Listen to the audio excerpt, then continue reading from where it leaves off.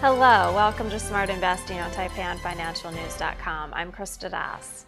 Today we'll take a technical peek at the markets and determine which path the major indices are likely to take. Over the past few weeks, investors have seen the Dow Jones Industrial Average shed about 7% of its value.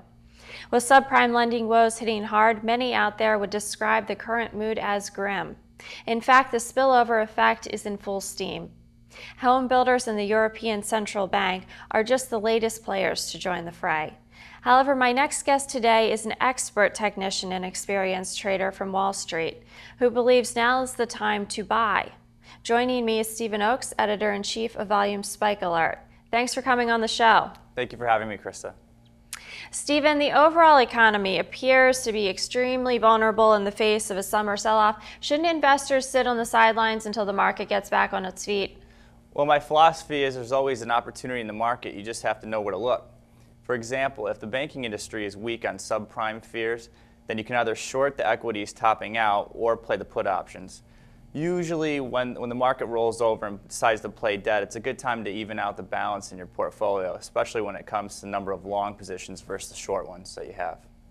Okay, so you said the market is playing dead right now. Doesn't this conflict with your opinion that investors should continue to be buying here? Absolutely not. Valuations are becoming more attractive by the minute.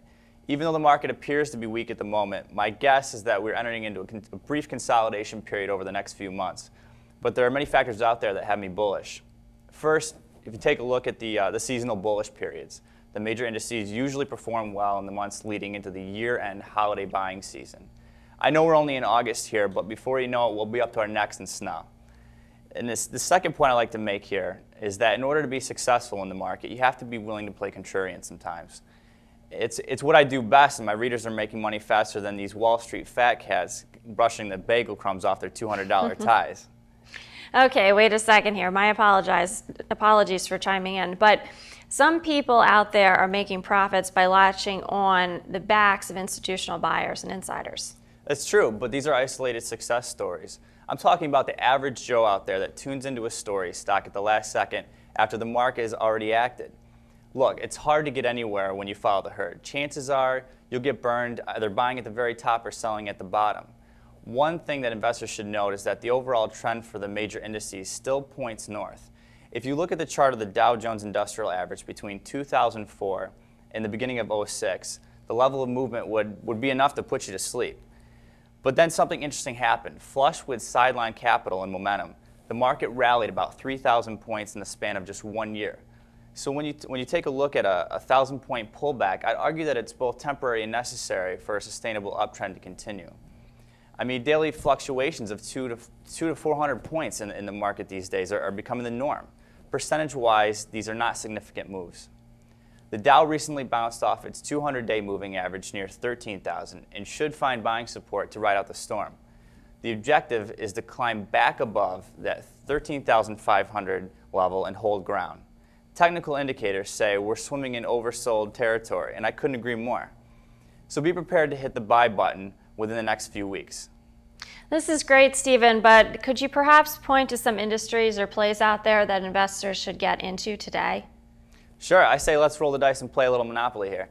Look to score big on large caps that are either number 1 or 2 in fast-growing industries. Investors should fare well investing in value stocks that have been knocked around a bit or are bucking the market trend, hitting new 52-week highs. I'd also advise them to play stop losses at levels close to their risk tolerance. It is the best defense against unforeseen market activity. When the bulls and bears are duking it out in an effort to establish a trend, preservation of capital is absolutely key. Well, I hate to say it, but unfortunately we're out of time. Stephen, where can viewers tune in to find out all your hot plays for big profits? I'd advise them to check out my service at www.volumespikealert.com. Thanks for joining us. Great to be with you, Krista. That's all for this week's edition of Market Insights. Thanks for tuning in. For TFNFinancialNews.com, I'm Krista Das.